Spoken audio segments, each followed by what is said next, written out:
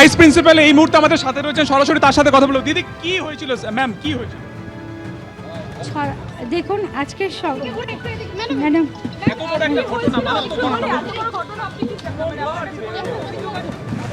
Madam আমার কাছে যে অভিযোগ না, আমার কাছে আমার যে নাইট গার্ড আছে উনি সকাল 7টা সাড়ে 7টার আগে যখন আমাকে বলেন যে এরকম পুলিশ ডিপার্টমেন্ট থেকে লোক এসেছিল ম্যাডাম, বলেছে কলেজকে জানানো আছে, তো আমরা দরজাটা খোলার পর দুটো রুম সিল হয়েছে।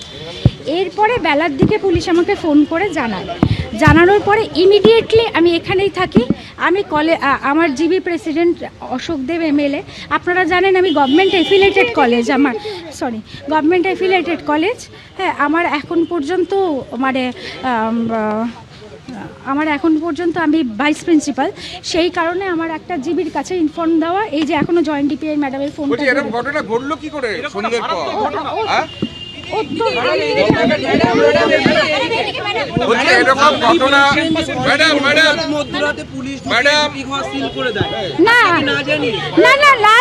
না জানিয়ে না সিল, সকালবেলা তো পুলিশ আমাকে জানিয়েছে সিল। আমি তো সিল কথাটা, আমি তো এখনো কলেজেই ঢুকতে পারিনি। হ্যাঁ, আমার এই দেখুন জয়েন্ট ডিপিআই ম্যাডাম ফোন করেছে।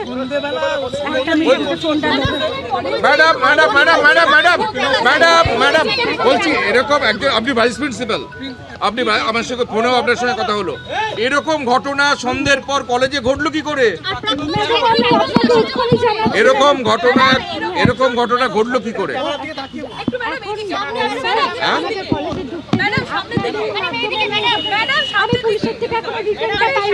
আমি পেয়ে ঘটনা যদি হয়ে থাকে মানে যদি অ্যারেস্ট হয়েছে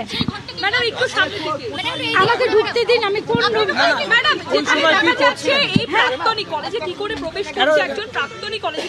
ওই সন্ধ্যার সময় 7:30 থেকে 8টা, কেউ বলছেন 7:30 থেকে 8টা, কেউ বলছেন কলেজের স্টাফ। উনি আমাদের কলেজে পিওরলি টেম্পোরারি জিবির ডাইরেকশনে একটা স্টাফ হিসেবে আছেন। তার সঙ্গে আরো দুজন আছে, মাস 6-7 ধরে। মনোজিৎ মিশ্র এই মাস 6-7 ধরে আমার। হ্যাঁ,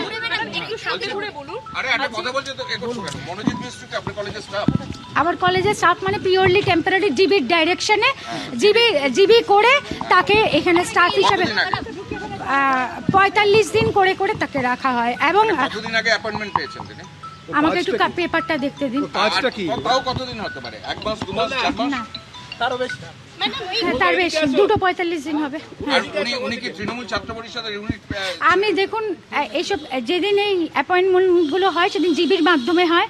উনি একটা প্রাক্তন ছাত্র হিসেবে তার লয়ের ডিগ্রি ছিল, সে দিয়েছে। তার সঙ্গে যাদের দুজনের হয়েছে, রোলটা কি ছিল, মানে ওর কাজটা কি এখানে?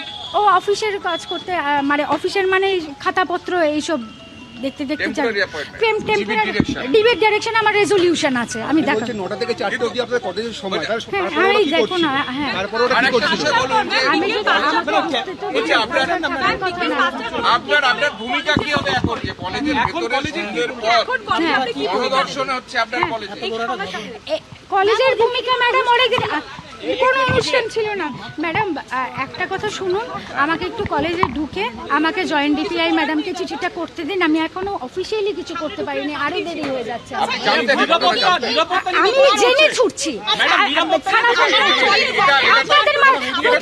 এটা তো একজন ভাইস প্রিন্সিপালের ব্যর্থতা। আমি সকাল এখন 3 দিন পর বলা হয়েছে। আমি সকালবেলা ভাইস জিবি প্রেসিডেন্টের বাড়িতে যাই, উনি বলেছেন সোমবার দিন এসে ড্রাস্টিক স্টেপ নেবে। এবার আমি তো একটা অ্যাফিলিয়েটেড কলেজ, আমি তো একলা ব্যবস্থা নিতে পারবো না বলুন। কিন্তু যা ব্যবস্থা, যা আইনত তাই হবে। যত আপন, যত ছাত্র যা থাকুক, সে যদি নিজেও থাকে, আইনত যা হবে। কি হয়েছে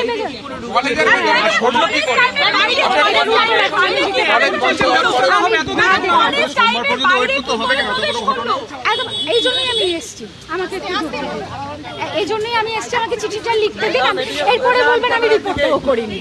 আমাকে আমি আগে ডিপার্টমেন্টের সঙ্গে কথা বলে তারপর আমি জানাচ্ছি। সময় কি করে প্রবেশ করলো কলেজ? আপনাদের কোনো স্ট্রিক্ট রুল নেই যে কেন বাইরে থেকে আউটসাইড